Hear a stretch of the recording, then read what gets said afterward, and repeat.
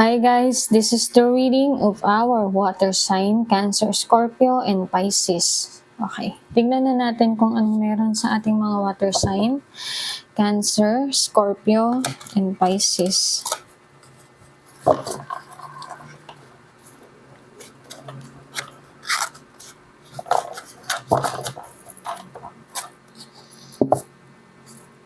Okay.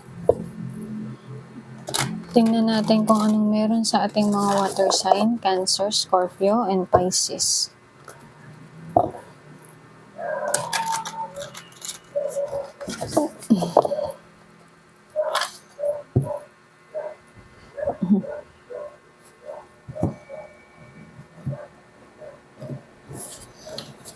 Anong meron sa ating mga water sign, Cancer, Scorpio, and Pisces?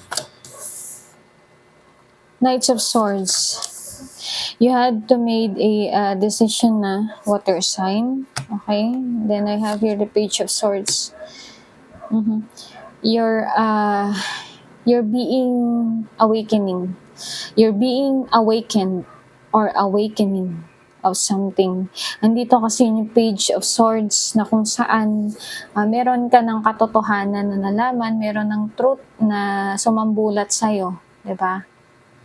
Then I have here also the Three of Wands. You may be having a work from outside the country kasi may along the sea ako na nakita. Ayan may dagat. So, pwedeng nag-iisip ka rin na umuwi ng Pilipinas. Okay? Pwede rin paalis ka na papuntang ibang bansa. Kasi kumbaga, andito na yung realization mo, andito na yung the judgment card, may awakened na, may na-awaken, merong awakening na rin, okay, na nangyayari. Kasi may rebirth, kumbaga parang isinilang ka ulit with this card. Ayan, Kasi you had felt so much trials in your life, water sign. I have here also the High Priestess, Four of Cups, and the Seven of Swords. Okay, water sign, I have here from the bottom of your deck is the Nine of Swords. You have to overcome the panic attack, the hindi makatulog sa gabi. Okay, nagkakaroon ng nightmares.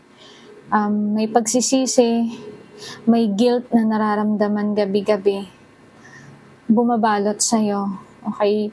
You are embodying a guilt, which is not right, water sign. Okay? You have to learn how to balance it. Okay? Kailangan mong gamitin yung intuition mo, water sign, with the High Priestess. You have to be more open with your surroundings kasi meron ka rin the calling from the above.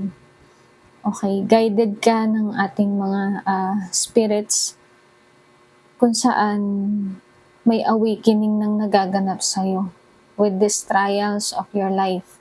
Meron ka ng mga natutunan o matututunan. Okay? You just have to use your intuition. Okay? Your spirit.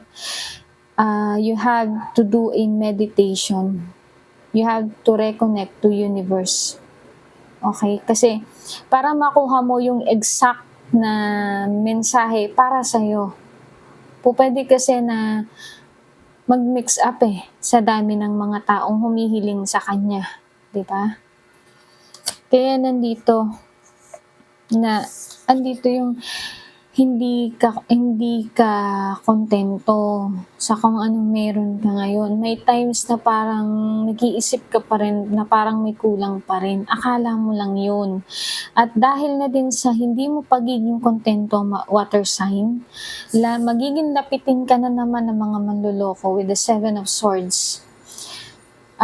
Eto kasi, may nakikita ko dito, itatry niyang maging malapit sa'yo, kukunin yung loob mo, ganyan, papadamahin ka, kumbaga, kukunin yung buong tiwala mo, and then sa huli, tsaka niya gagawin yung plano niya.